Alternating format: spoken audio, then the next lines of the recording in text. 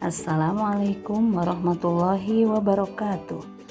Selamat datang di Madrasah Aliyah Miftahul Thalibin Timbang dalam acara Masa Ta'aruf Siswa Madrasah atau Matsama tahun pelajaran 2022-2023 bersama Ibu Nani Sumarni.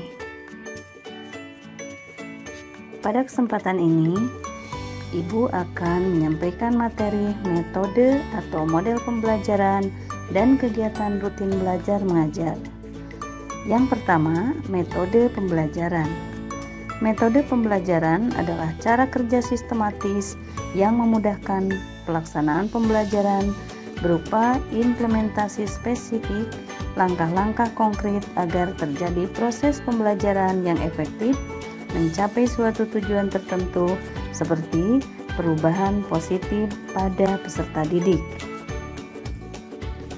Macam-macam metode pembelajaran kurikulum merdeka. Kurikulum merdeka dan model pembelajaran yang tepat. Pandemi COVID-19 merupakan musibah yang dialami oleh seluruh belahan dunia, termasuk Indonesia. Pandemi ini berdampak pada hampir seluruh sendi-sendi kehidupan, mulai dari perekonomian, sosial budaya, hingga pendidikan. Dengan adanya pandemi COVID-19, pemerintah mencetuskan kurikulum baru untuk menyikapi dan beradaptasi dengan pandemi COVID-19 ini. Akhirnya, Kemdikbudristek resmi meluncurkan kurikulum merdeka untuk menanggulangi krisis pembelajaran atau learning loss. Macam-macam metode atau model pembelajaran kurikulum merdeka. A. Model pembelajaran blended learning. Model pembelajaran blended learning merupakan metode pembelajaran yang memadukan antara pembelajaran tradisional atau face-to-face dengan pembelajaran jarak jauh atau online yang menggunakan berbagai media realitas atau virtual atau maya. Prosesnya yaitu dengan tatap muka sesuai jadwal dan online melalui diskusi, pengumpulan tugas, dan lain-lain. Konsep pembelajaran blended learning. 1. Pembelajaran yang menggabungkan berbagai teknologi berbasis web untuk mencapai tujuan pendidikan. 2. Menggunakan kombinasi berbagai pendekatan seperti pendekatan behavioristik, humanistik, dan konstruktivisme guna mencapai hasil pembelajaran yang optimal dan sesuai tujuan yang dirancang. 3. Pembelajaran yang mengkombinasikan ragam format teknologi pembelajaran seperti videotape, CD-ROM, web-based training, film, dengan pembelajaran tatap muka.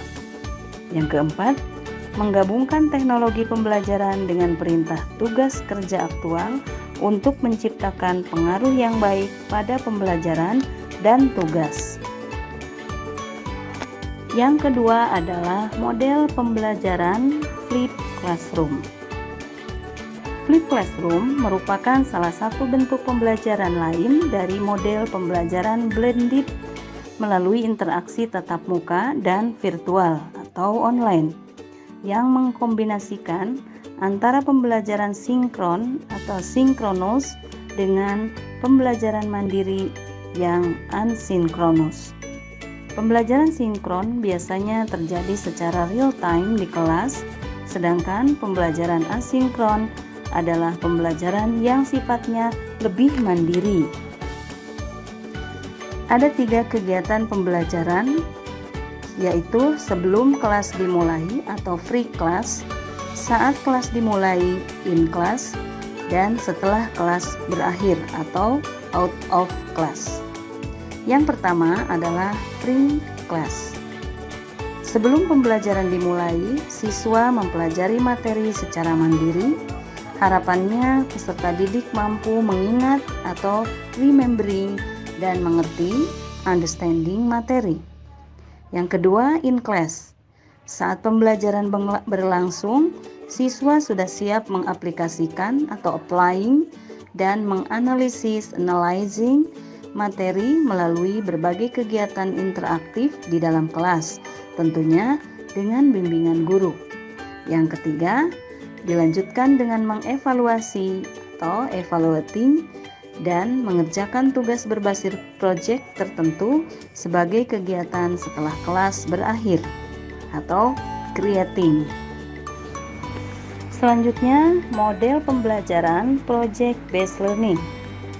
Project based learning dapat diartikan sebagai model pembelajaran yang berpusat pada siswa dan berangkat dari suatu latar belakang masalah untuk mengerjakan suatu proyek atau aktivitas nyata yang akan membuat siswa mengalami berbagai kendala kontekstual sehingga harus melakukan investigasi dan pemecahan masalah untuk dapat menyelesaikan masalah sehingga dapat mencapai kompetensi sikap, pengetahuan, dan keterampilan. Dengan model pembelajaran ini, siswa dapat belajar dimanapun dan kapanpun, tidak terikat waktu dan tempat, sehingga jika tujuan pembelajaran belum tercapai, maka dapat dimaksimalkan dengan pembelajaran online. Model pembelajaran ini dapat menjadi alternatif solusi untuk memaksimalkan potensi siswa sekaligus penerapan kurikulum merdeka. Kegiatan rutin belajar mengajar.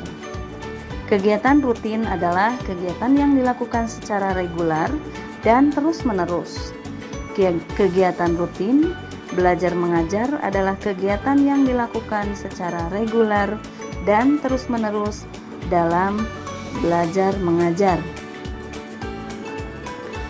Contoh kegiatan rutin yang dilakukan di Madrasah Aliyah Miftahul Thalibin Timbang adalah yang pertama, tadarus Al-Quran yang dilakukan pada saat sebelum dimulainya jam pelajaran atau sebelum KBM dimulai.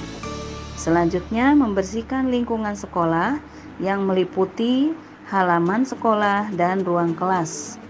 Selanjutnya, ada kegiatan ekstrakurikuler, ada kegiatan bakti sosial, dan masih banyak kegiatan-kegiatan yang lain.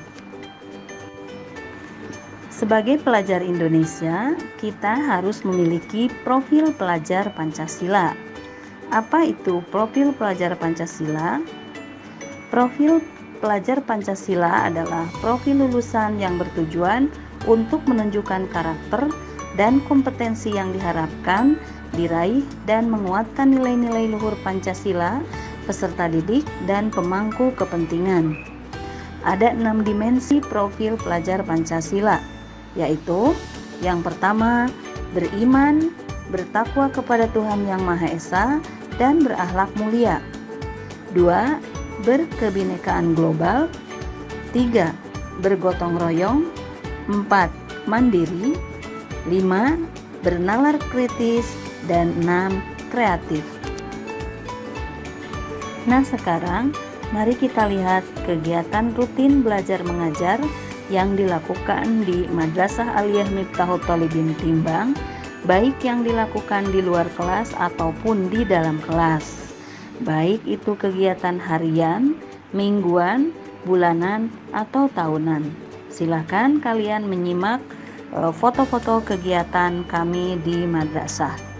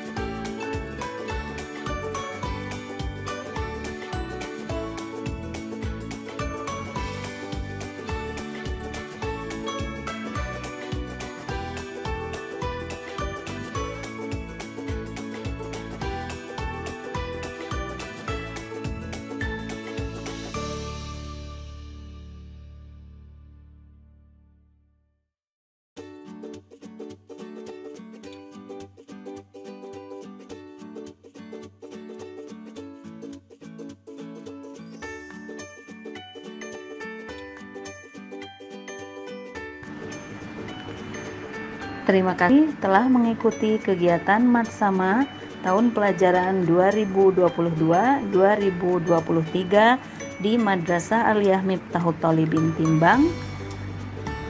Wassalamualaikum warahmatullahi wabarakatuh.